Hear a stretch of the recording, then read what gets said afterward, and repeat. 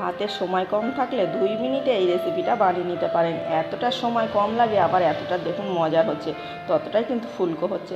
Hello বন্ধুরা, আবারও চলে এসেছি এনএফ কিচেনে নতুন একটা রেসিপি নিয়ে। আশা করছি আজকের রেসিপিটা সকলের ভালো লাগবে। ভালো লাগলে লাইক কমেন্ট শেয়ার করে আমার পাশে থাকার অনুরোধ রইল।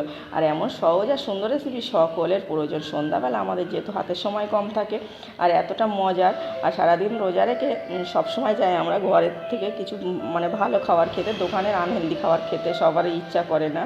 আর দোকানের খাবার খেলে অনেক সময় কী হয়, গ্যাস অম্বল হয়ে যায়। আর এটা গ্যাস অম্বল হওয়া ঝামেলা ছাড়াই আজকে বানাবো, মানে এতটা মজার হয়, মানে সামান্য উপকরণে বানালে আবার এত মজার হলে, মানে টেস্টি হলে কোনো রকম শরীর খারাপ করবে না। প্রথমে এখানে আমি একটা বেগুন নিয়েছি, বেগুনটা একটু বড় সাইজের, তাই জন্য আমি মুখের সাইড থেকে একটু বেশি করে বাদ দিয়ে নিচ্ছি। ওটা ফেলে দেবো না, পরে রান্না করে নেবো কেটে যতটা মানে লাগবে। তারপর পাতলা পাতলা স্লাইস করে কেটে নিলাম। তো এমন পাতলা করে কেটে নিয়েছি। আর বেগুনটা কিন্তু মোটামুটি ভালো বড় আছে, যেহেতু একটা প্লেটে দেখুন একটা ভরে যাচ্ছে। তারপরে আমি এগুলো কেটে ভালোভাবে পরিষ্কার করে ধুয়ে নেওয়ার পরে আমি এখানে একটু হলুদ গুঁড়ো দিয়েছি, অল্প অল্প করে হলুদ গুঁড়ো দিয়েছি, আর একটা ভালোভাবে হাত দিয়ে মাখিয়ে নিয়েছি।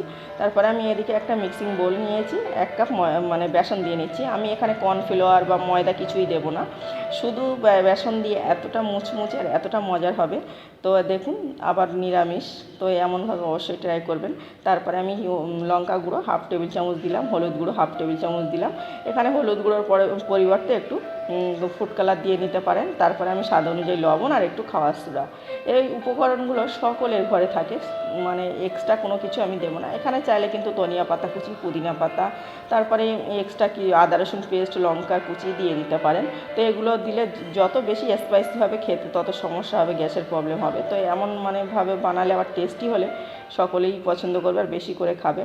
তারপরে এটা ভালোভাবে জল দিয়ে, মানে অল্প অল্প করে জল দিয়ে একটা ব্যাটার তৈরি করে নেব।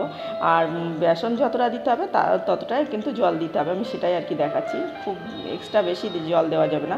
এমন শুকনো শুকনো করে একটা ডো তৈরি করে নিতে হবে, মানে পাতলা পাতলা করা যাবে না। পাতলা পাতলা করলে কী হবে, ফুলবে না, আবার মানে ফ্যাটাতে গেলে বেসনটা আরও একটু পাতলা হয়ে যায়। তাই বেসনটা মানে ডোটা একটু টাইট টাইট রেখে তারপরে ভালোভাবে ফেটিয়ে নিতে হবে।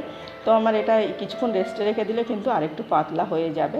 আমি আর আপনাদের যদি হাতে না সময় থাকে তাহলে রেস্টে রাখার দরকার নেই, একেবারে আর একটু বেশি করে সময় থাকলে রেস্টে রাখাই ভালো। তারপরে আমি এখানে একটু রেস্টে রাখার পরে দেখুন কেমন আর একটু পাতলা পাতলা হয়ে গেছে না। তারপরে আমি বাকি কিছু কাজ করছিলাম, ততক্ষণ আমি রেস্টে রেখেছিলাম।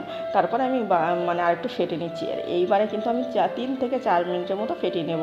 তো ফেটানোর ওপরে নির্ভর করছে যে সময়টা কেমন লাগবে, কতটা লাগবে। তো দেখুন আমি একটু ভালোভাবে ফেটিয়ে নেওয়ার পরে ব্যাটারটা কেমন স্মুথলি লাগছে না, কেন কোনো লাম্পস নেই, মানে দেখেই বুঝতে পারছেন যে ফেটানোটা পারফেক্ট হয়েছে। তো এমনভাবে ফেটে নিলে আর কোনো বেকিং পাউডারও লাগবে না ফোলানোর জন্য, কিছুই না। তারপরে আমি এই যে ব্যাটারটা হাত দিয়ে মুছে সাইডে সরে রাখছি। যে বেগুনটা মানে হলুদ মেখে রেখেছিলাম সেটা বার করে নিয়েছি। বেগুনে কিন্তু একটু লঙ্কা গুঁড়ো মাখিয়ে নিতে পারেন।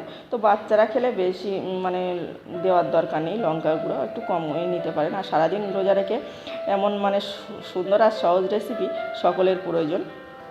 আর এটা খেলে গ্যাস অম্বলের সমস্যা কম থাকে। দোকানের খাবারে যেহেতু আমাদের খেলে সবসময় শরীর খারাপ করে কিন্তু, আর এভাবে বাড়িতে বানালে এটা বেশি করে খাওয়া যায়। তো প্রথমে আমি তেলটা দিকে আমি গরম করে নিয়েছি, একটু ভালোভাবে গরম করে নিতে হবে, চেক করে নিতে হবে গরম হয়েছে কি। একটু ব্যাটার দিয়ে দেখে নিয়েছিলাম।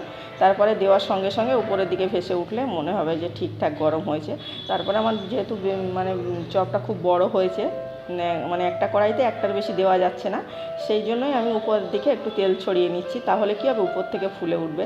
আর যেহেতু এর আগে আমি কিছুটা ভেজে নিয়েছি, তার জন্য কিন্তু আমার মানে তেলটা একটু কমে গেছে, তাই জন্য অল্প অল্প করে দিতে হচ্ছে। তো কোনো ব্যাপার নাই, এক্সট্রা বেশি তেল থেকে গেলে সেটাও অসুবিধা হয়ে যেতে পারে। তারপর ভালোভাবে ভেজে একটু উল্টে পাল্টে সেঁকে তুলে নিয়েছি। তারপরে আমি আবারও দুটো একসঙ্গে দিয়ে নিলাম। তো এটা আমার দেওয়াটা দেখানো হলো না। তারপরে এটাও দেখুন কেমন ফুলেছে, ফোলানোটা দেখানোর জন্য আমি দেখালাম। এটা কিন্তু প্রতিটা এমন ফুলবে আর এতটা সুন্দর আর মুচমুচে, মানে ভেঙে আমি দেখাবো যে কতটা মুচমুচে হয়েছে। আমার তো মনে হয় দোকানের থেকে বেশি ভালো হয়েছে। তারপরে এগুলো তেল ছেঁকে তুলে নিলাম। আর দেখুন কতটা লোভনীয় হয়েছে, না দেখলে বুঝতেই পারবে না। আর আশা করছি আপনাদের সকলের ভালো লেগেছে। ভালো লাগলে অবশ্যই লাইক করবেন, একটা অনুরোধ রইল পাশে থাকা চ্যানেলটাকে সাবস্ক্রাইব করে পাশের অল অপশানটা ক্লিক করে দেবেন, তাহলে সহজ আর নতুন রেসিপি সবার আগে আপনার কাছে চলে যাবে। তো আমি এখানে একটু ভেঙে দেখাই, দেখুন কেমন আওয়াজ হচ্ছে বলুন তো, আর ততটাই মুচমুচে। আর আমি এখানে দেখছি আলাদা প্লেটে দিয়ে দেখাচ্ছি যে ততটাই ক্রিস্পি কিন্তু। আর এটা কিন্তু 7 থেকে 8 ঘন্টার মতো এমন